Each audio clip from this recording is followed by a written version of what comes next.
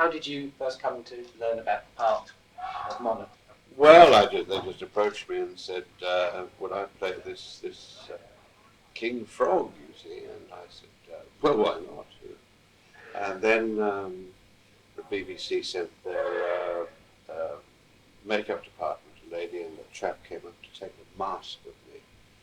And they said, you know, the director's got ideas of having this huge frog head with sort of eyes here, out there, that light up and stuff. And I went, hang on. So I phoned him up. I said, look, I believe you've got ideas. He said, well, no, we're just kicking around ideas. I said, well, if you've got ideas like that, I said, why don't you get two other fat actors? And he said, what do you mean? I said, well, if they don't recognize me, there's no point in paying my money. And he said, oh, you've got a point there. I said, exactly. But nevertheless, it took nearly 8 hours to create that first block. They just built it up on me bit by bit, and then sort of peeled it all off in one. But then of course they sort of modified it over the few days. Because what I did was I did the 4 episodes in one chunk instead of spreading it over the month sort of thing. And this was, I wanted to do this, and the director is very keen. So in actual fact, it became quite a thing, because I think I had something like 85 setups, one after the other.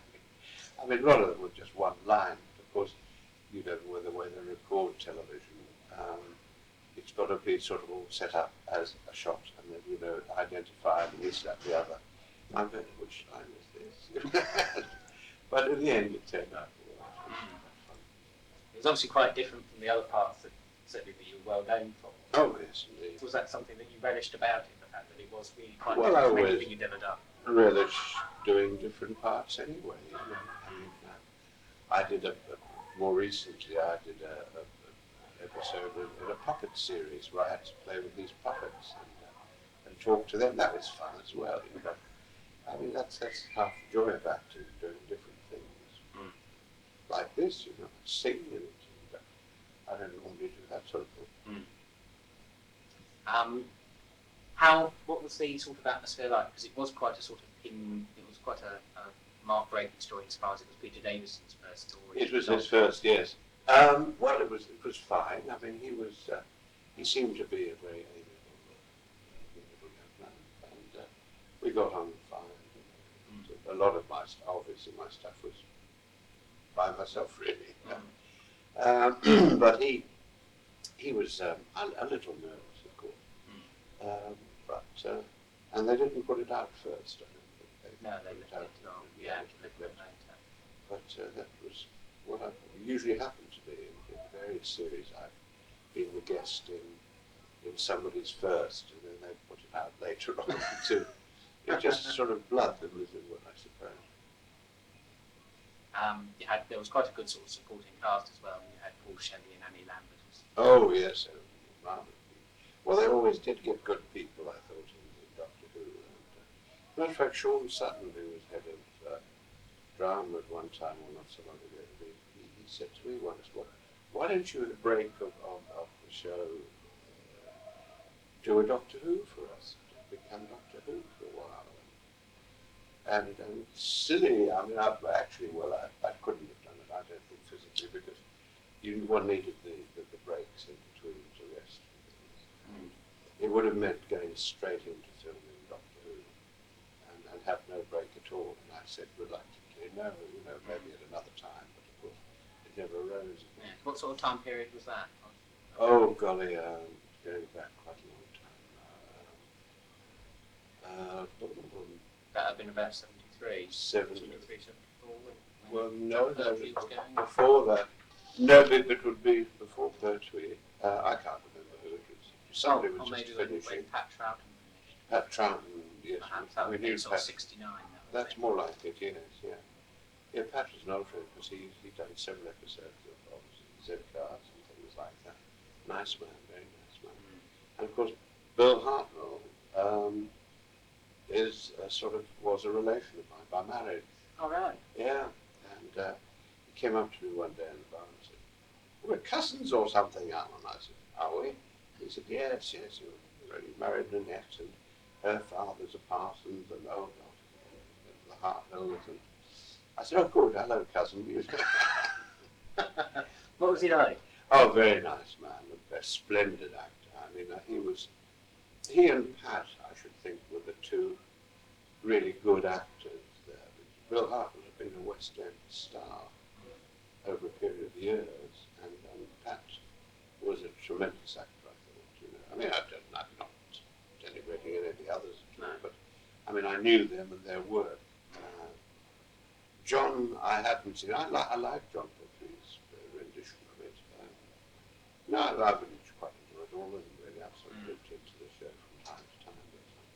But I wouldn't say I'm like a tricky fan, as it were. Was there was talk, I can remember sort of reading about it, that around sort of 65, around that sort of time, they did a special Christmas episode of Doctor Who, and they tried to involve the members of Z-Cars in it, because they had this police station set up, because the TARDIS was sort of travelling on, it was a Christmas Day episode. Oh, right. I'm not sure whether it went out live or whether it was almost live, but they sort of listed Trafalgar Square and everything, and they stopped outside this police station, and apparently they were trying to involve the Z-Cars actors in it, but I think the producer said no way. Oh yes, nothing that frivolous. Never heard of that. No, they took it all very seriously. I remember the Beeb saying to me, "You won't be, during your breaks, you won't be doing any commercials or work for the other side, will you?" And I went, "Oh, you mean you're putting me on a retainer, are you?" "Oh no." I said, "Well then, in which case, I'll do exactly what I like with my breaks. Thank you very much. But I obviously wouldn't do anything to destroy the image and stuff like that. But they used to be very funny in the old days." Was Doctor Who quite taxing as well? Because I mean, wearing that makeup, It was very taxing, and technically, as I say, because so many setups. I mean, it was quite unusual. But I got through them all right, and it was fine. It was an interesting exercise, I suppose, in a way, doing it like that. But I certainly wouldn't have wanted to spread it out over a couple of weeks, things like that. It would have been too much. But I enjoyed it, though. It's what I'm an actor. I enjoy all sorts of things. Had you worked actually with a sort of full mask like that before? No, and never again. They offered me the part of the captain of the starship in The Hitchhiker's Guide to the Galaxy, and I said, no, thank you very much. I had to have a face mask done once before on Peter Sellers' last movie, and it's a most unpleasant thing to have to go through. I had it in The Scarlet and the Black, where I had to have this head done again, but it wasn't quite as more up to date, so the technique was simpler. Because they then built me up a sort of terrible nose with carbuncles and a chin and things.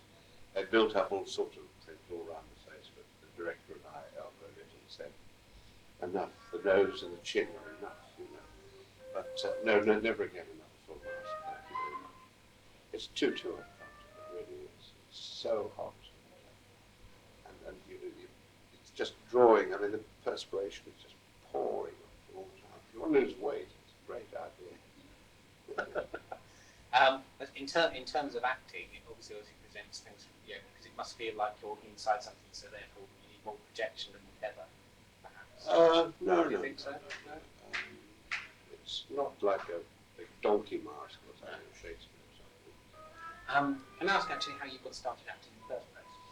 Well, at school I was always lumbered with sort of speeches and things like that. And I found that I'd got a retentive memory, and then I went off and joined the Navy and towards the end of the war, and then came back. And I got roped into helping backstage with local amateurs, sort of on the switchboard. And my chum, who sort of did all the backstage stuff, I'd sort of said to him a few times, sitting up there, cool, I could do better than that lot down there. And the director called me and said, I believe you could do better. And I said, well, frankly, yes. So he said, well, come and show us. So I then was in every production. And after a couple of years, I said, I think I'm going to become a professional. And I really expected them, I think, to say, "Oh, don't go, you know, we all love you." And they all went, "Oh, goodbye," and they were telling me something. I think. So that was it. I came over to this country and became an actor. It was not quite as easy as that. I mean, it took months and months of writing letters, and then I got a couple of special weeks with a company called Frank H. Fortescue in Southend that just opened there. And I stayed with them visiting various towns in the country for about 4.5 years.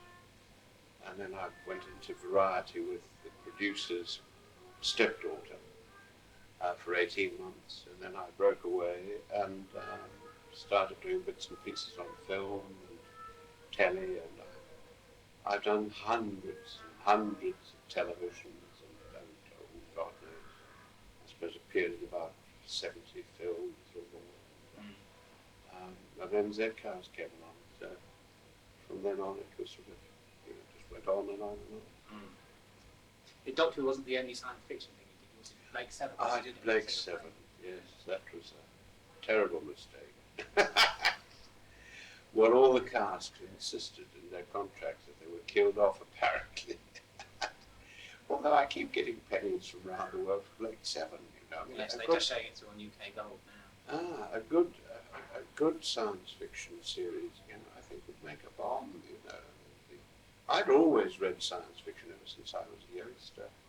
And I remember I lodged with a school teacher and her family invited to say, "In my lifetime, man will land on the moon." And she took me around the air and said, "You're an idiot, you know, it'll never happen.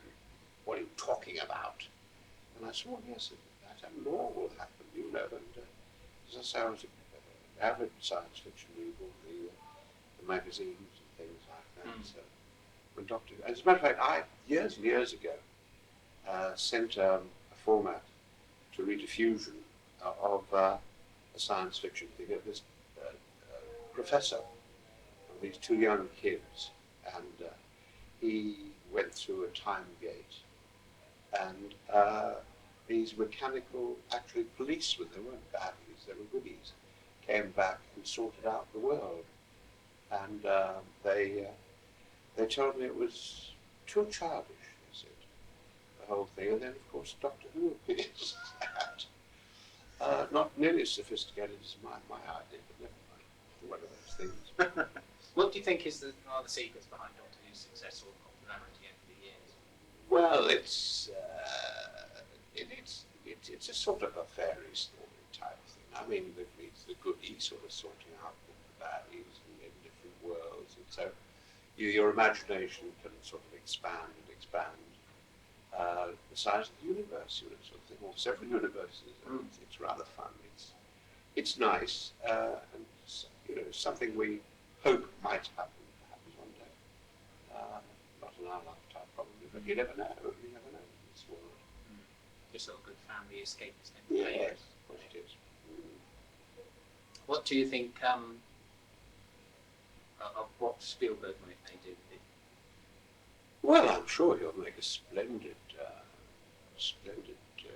stab at it all, but I think it will be ruined by being too expensive. And I mean, too not realistic. I don't know.